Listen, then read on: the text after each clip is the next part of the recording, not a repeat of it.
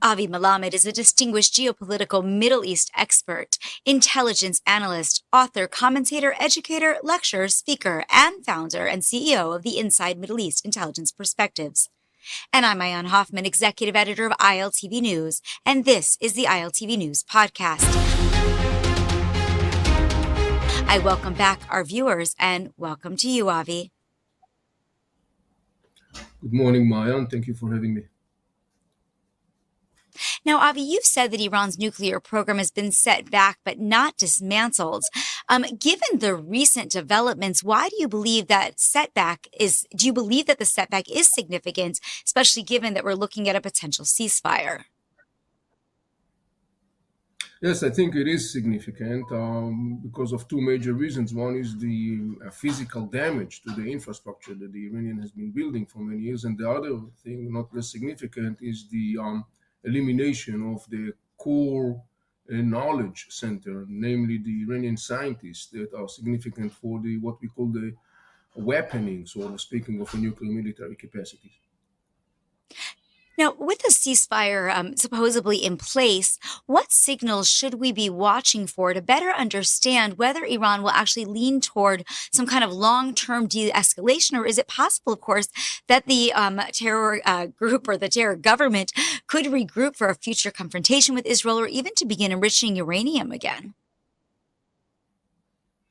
I think that the underlying assumption should be that this regime, as long as this regime exists, we should always expect the worst when it comes to this regime, including its attempts to renew its nuclear capacities, maybe to renew the collapsing structure of the militias, the proxies, the axis of resistance that regime has been nurturing and developing and supporting across the region. So when it comes to this regime, that should be the underlying assumption in every possible aspect, and particularly when you talk about it in the context of potential negotiation and agreements with that regime.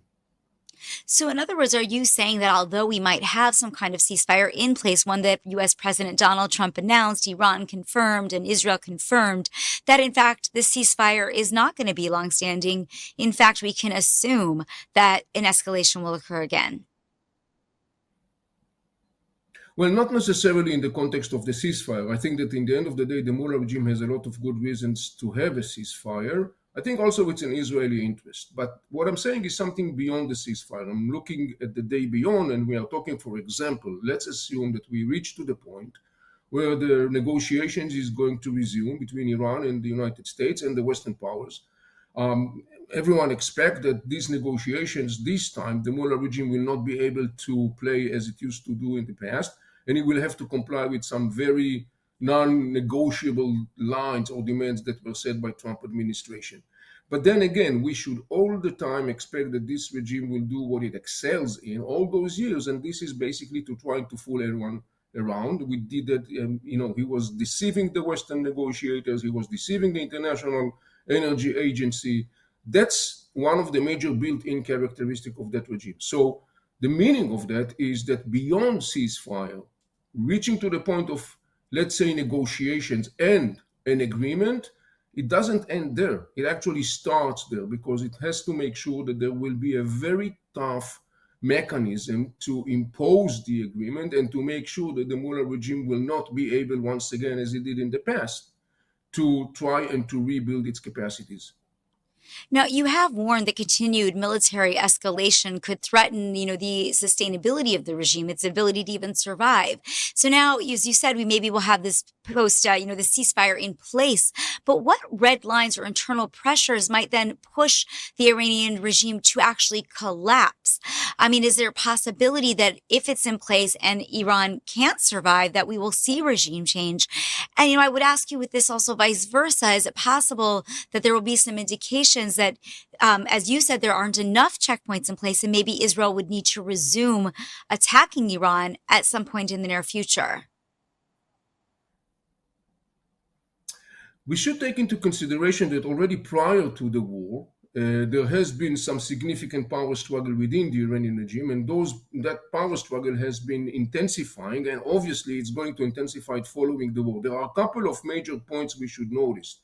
One obviously is the question about the post Khamenei time. Who is going to be the heir, sort of speaking, of Khamenei? That is already for itself ignited before the war a lot of tensions between the Iranian power center. The other thing is the challenges inside Iran, the enormous challenges economically, socially, and so on and so on, environmentally, have not disappeared because of the war. To the contrary, obviously, they are going to deepen. The other thing that we should notice as well is that there has been always a sense of discontent, unrest within the Iranian population that has been kind of like erupting from time to time because the regime was brutally oppressing them. One of the most significant power in the end of the regime that helped the regime to suppress or oppress that uprising was the fact that it has basically projected terror even without using that terror. Now what we see in Iran following the war is that image of the regime, this ultimate immunity and ultimate deterrence capacity, has been not only significantly damaged, it has been damaged in a very humiliating way. And so we are looking at a combination of things all around together, adding to that assumption that the sanctions of the Western power will continue on this regime until it will finally comply. We are looking at a situation that it's very possible to expect a significant aftershock waves within the regime itself. The big question is whether those significant aftershocks within the regime are going to coincide with this grassroots discontent, animosity of many of the Iranians to the regime, and another thing, whether it's going to be encompassed with intensifying of attacks by factors in some districts in Iran, like Baluchistan or Khuzestan or Kurdistan, Iraq. These are all areas that already experience expressions of military resilience or rejection of the regime. So all in all, when I look at the whole situation, trying to look beyond even the phase of an agreement, I think it's very likely to expect such aftershock waves. And obviously, the big question is what is going to be the dynamic that something like that is going to generate? That is the big question. This is an open question. Yeah, of course. And I do want to bring in one other player here, which is, of course, China. It's been a very key outside player and certainly has tight relations with Iran. What role do you think Beijing might play in shaping what happens next? Well, I think when you follow the position of China through this whole crisis, it's very interesting. Relatively speaking, China was kind of like standing on the sideline.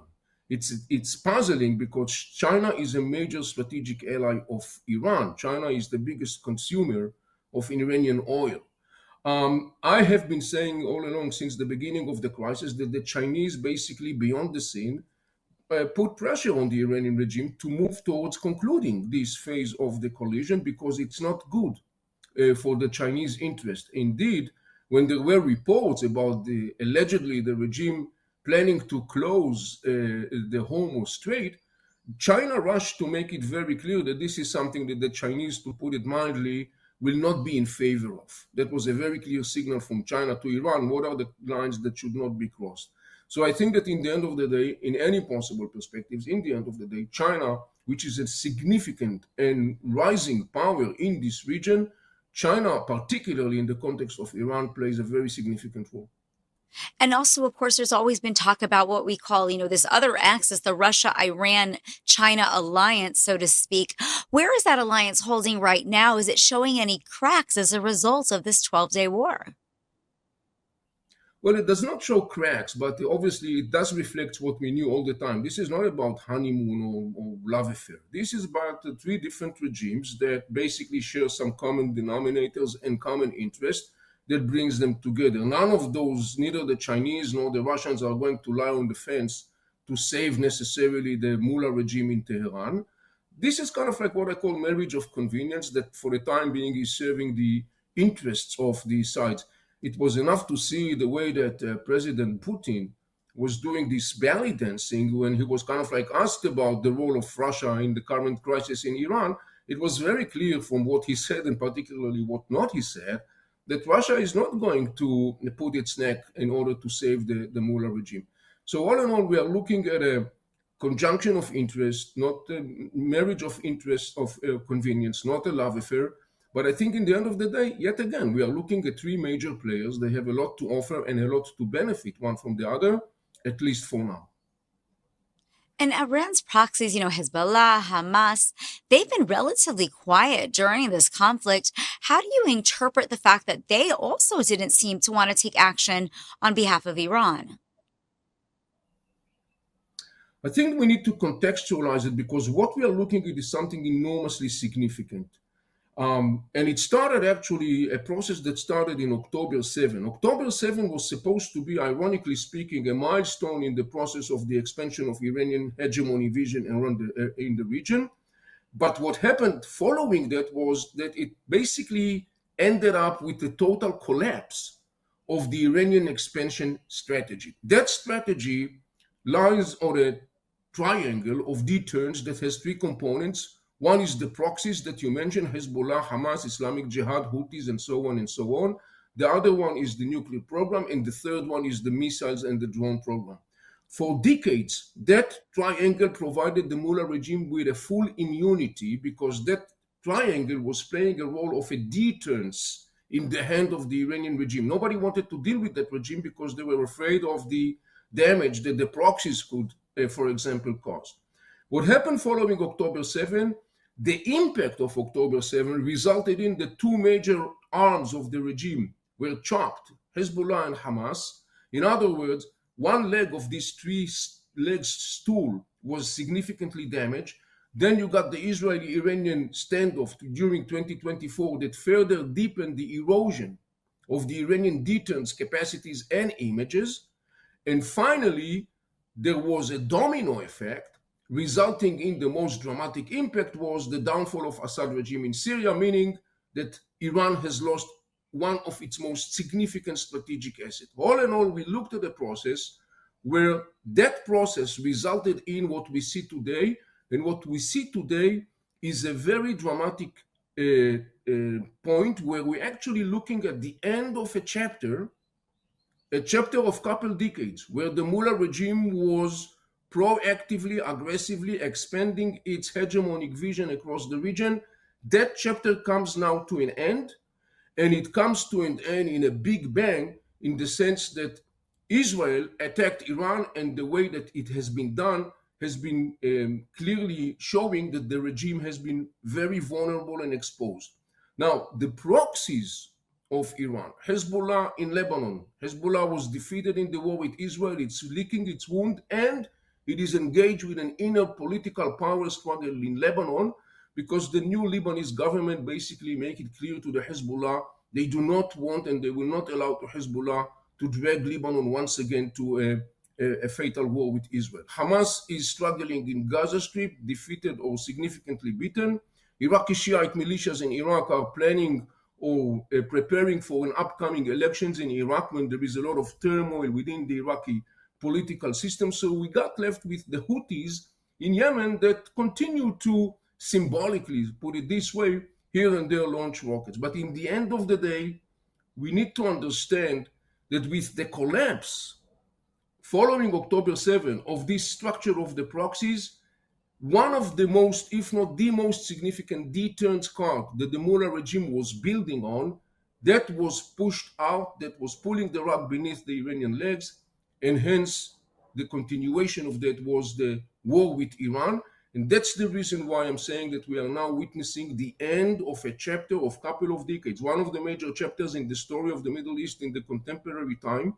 This is the chapter of the attempt of Iran to become the hegemonic power in the region. We are witnessing now the end of this chapter and beginning of a new chapter with a potential different trajectories. So when we think about that new chapter, does that involve Iran then returning to the negotiating table? I mean, in order to sign some kind of official deal rather than just this, announcement of a ceasefire. And if Iran does then return to the negotiating table, what conditions could realistically satisfy both the Western powers and the regime? I mean, do you believe that the Trump administration will still pursue some kind of new deal, some replacement of the JCPOA at this stage? Well, Ma'an, I would like to take us even beyond that phase of the negotiations and the potential agreement, and I would like to take a look at what I call the beyond the horizon of that phase. Okay. It is assumed that in the negotiations and the agreement, it's very likely that in the end of the day, the United States is not going to back up on some of the things that it has demanded very clearly from the mullah's regime. There may be some sort of like nuances, but I think in essence, it will be the main demand, the main core demand. And I think that the mullah regime obviously is coming to this phase of negotiations much, much, much weaker than it was before. But what I want to speak about or talk about is the horizon, or the beyond the horizon, trying to look at that new chapter that I was talking about. And when I'm looking at this new chapter, here are the two major components that are shaping this new chapter, and they are intertwined. One is the downfall of the strategy of expansion of the mullah regime that we talked about. And the other thing is the positioning of Israel as a leading, or maybe the leading superpower in the region. That combination is potentially offering a new chapter of more stability in the region, and there could be a couple of manifestations of that trajectory. One, I would expect an acceleration of the process of normalization between Israel and Saudi Arabia. The other thing that I will not exclude is that we will see as an outcome of that set of arrangements and understanding between Israel and neighboring countries, Lebanon and Syria, namely, over some controversial issues. Those arrangements or understanding could be the layer for the next phase of discussions between Israel and those specific states. The other thing that I envision is that we will see an interesting, I would say, discussion within the Palestinian public opinion vis-a-vis this whole story of the resistance. This whole idea of eliminating Israel through the use of violence, likely to result in, following what happened in Gaza, an interesting process within the Palestinian political and social structure.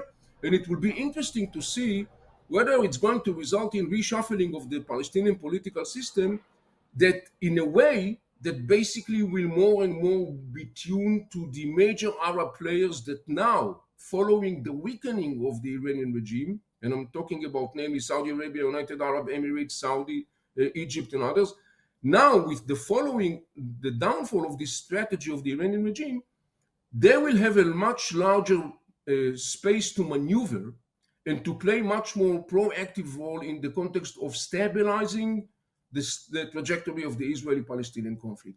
So these are a couple of different, I would say, trajectories, each and every one of them alone and together.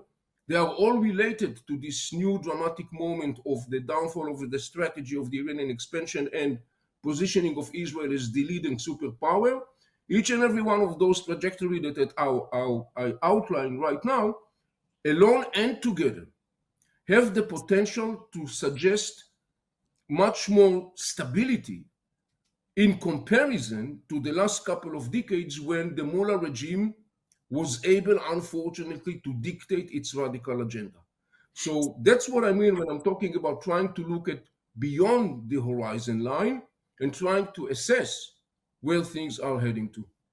Sure. So I want to unpack, sort of each of these different items that you spoke about. Normalization with Saudi Arabia, for example. This is something that we were talking about even before October 7th. In fact, it seemed that we were on the cusp of signing some kind of agreement before the Hamas massacre on that day. Since then, there's been a very hard stance by Saudi Arabia regarding at least a pathway to a Palestinian state in order to achieve that normalization. But we also have to remember that one of the key reasons normalization happened, the Abraham Accords happened, was, of course, this idea that Israel was poised as a strength, as a stronghold here in the Middle East and could help to deter Iran for the UAE, Bahrain, and the other countries who had already been suffering some kind of attacks by the Houthis and others at that time. So is what you're saying, and just unpack it for me a little bit more, that given the success that Israel has had in fighting the Iranian regime, that Saudi Arabia might more readily rush to that table and want to sign an agreement to be part of this strong dynamic that is about to unfold potentially in a new chapter in the Middle East? Yes, I don't know to say if the word rush is the exact word, but definitely, again, as you mentioned very accurately, because today the region is looking at Israel and what Israel has done to the Iranian regime. We have to understand the Iranian regime The Arab world was paralyzed by fear of this regime. That regime basically occupied Arab states, literally speaking. Syria, Lebanon, Iraq, Yemen, Gaza Strip, and so on and so on. The Arab states, weak, disintegrated, stood by side, and couldn't really do anything about it. They basically accepted the Iranian taking over of those states. Now you got an interesting situation, ironically speaking, that the one that offered the Arab state to get free of this Iranian deadly grip is no other than Israel, the same Israel that many in the Arab world condemn and loathe and so on and so on. When they look at what happened in this war, how Israel crashed in a humiliating way the Iranian regime, this is very significant. We have to understand it. This is very significant. I can tell you that there are many analysts in the Arab world who are shocked by the way that Israel was able to basically attacked Iran and the fact that the Israeli Air Force controlled the Iranian sky. And so Israel demonstrated not only their military capacities in terms of offensive, not only the intelligence capacities, but not less significant, remember that, the defense capacities. And so all of those things together obviously raise enormously the value, the stock in the stock market of Israel in the region. Hence you could understand obviously that there is today across the board a sentiment in the Arab world that says the new boss in the neighborhood to a large extent is the state of Israel. That will have ramifications, I would expect, and manifestation on the ground, particularly or among other things, also in the context, as I mentioned before, in the process of normalization of Israeli-Saudi normalization. And there is another thing that is enormously significant to understand with the end of this chapter of the Iranian strategy, or the downfall or the collapse of the Iranian hegemony strategy, and the beginning, potentially, of a new chapter. One of the things that characterized this chapter that Iran was able for the last couple of decades to impose and dictate its influence and vision was because we have witnessed the strengthening and rising to power of semi-state entities. Hezbollah in Lebanon is one example, Hamas and Islamic Jihad are another example, meaning these are entities that operate simultaneously as a political legitimate factors within their own homeland, but at the same time keeping their own independent military might, and in fact are acting as a state within a state, taking advantage of the weakness of an Arab state like Iraq, like Lebanon, like Syria, the Palestinian territory, and so on and so on. With the end and collapse of the Iranian strategy, one of the potential outcomes of that is the weakening of semi-state entities. This is for itself a good process because it could enable states that have basically been the victim of this process of semi-state entities, it will enable those states to restore sovereignty. We see that already in the context of Lebanon. We see that already in the context of Iraq. We see that in the context of Syria. This is for itself a positive process. In other words, that could also contribute to a potentially more stability in a region that has been experiencing for the last couple of decades an enormous instability that not solely, but to a large extent, exclusively was the outcome of the Iranian hegemonic expansion and vision. So now I want to take further this idea of the Israel-Palestinian conflict being solved. You mentioned that this would also have some shifts, certainly in the leadership of the Palestinian Authority. Talk to me about the vision for that. You know, beyond the horizon, we've got a corrupt Palestinian Authority operating in most parts of Judea and Samaria and the territories in the West Bank. We've got a Hamas leadership still in Gaza, though we're working very hard to overthrow it. And certainly Hamas has been weakened quite substantially. So what is the vision there, you know, with Iran being weak and these proxies not maybe seeing Iran as their leader anymore, or certainly as a weakened leader, who will take over in those areas? I will note three major factors in the context of the inner Palestinian, and then I will say something in the context of the inner Israeli. Okay. In the context of the inner Palestinian trajectory ahead, I would say pay attention to three major components that are now changing the picture. One is the outcome of October 7 in the context of what happened in Gaza Strip and how it's going to reflect on the inner Palestinian discussion. The second thing is obviously the downfall of the Iranian strategy. In other words, the Hamas and Islamic Jihad are basically now kind of like have to totally recalculate direction and strategy because of that fact. And the third thing is the fact that now with the downfall of the Iranian strategy, there is a larger space for Arab major players to take much more proactive role in the shaping of the trajectory of the Israeli-Palestinian conflict ahead. And the Palestinians must be tuned to that line that the Arab world is going to present. So these are three components, and they are going to play a significant role in the inner Palestinian discussion. One significant issue is in the context of the slogan that is known by the name of the resistance, the code name, sort of speaking, of the elimination of the state of Israel. That slogan is very powerful in the public, emotional, political realm and discussion in the Arab and the Muslim world, let alone the Palestinians. So it will be interesting to see, following all these three elements that I mentioned before, what's going to be the impact of that in the context of the attractiveness and the impact of the slogan of resistance in the context of the inner Palestinian discussion and in the context of the inner Palestinian political reconfiguration, bearing in mind that Hamas is not going to disappear. It's going to be part and parcel of the Palestinian inner system. These are the major things I would look at in the context of the inner Palestinian arena, as we are trying to look at what I call the post-horizon area. Israel is not less significant, of course. Yes, please, go ahead. No, please go ahead. Israel is not less significant, of course. Go ahead and explain what you were going to say. Israel has been going through an enormous turbulences. As we all know, there is a lot of political tension in Israel. There is a lot of polarization in Israel that has been reflected in many ways. Today, we got in Israel a government that is predominantly dominated by the Israeli ultra-right wing. Though it has a power in the government that is totally disproportional to its real power in the collective, I would say, political system. This is a fraction of the representation, yet because of circumstances and combination of circumstances, you got today an Israeli government that is dominated and ruled by the Israeli national right wing. That situation, to the best of my reading, again, I'm looking at the beyond the horizon, that situation is going to come to an end. It is significant because... Go ahead. Yes, go ahead. Yes, it is significant because... It is significant because I would expect that the next Israeli government, again, and I'm looking beyond the horizon line, the next Israeli government is going to be a government that Israeli national right wing will not have the power that it has today. In fact, I do anticipate that Israeli national right wing will not be part of the next Israeli government.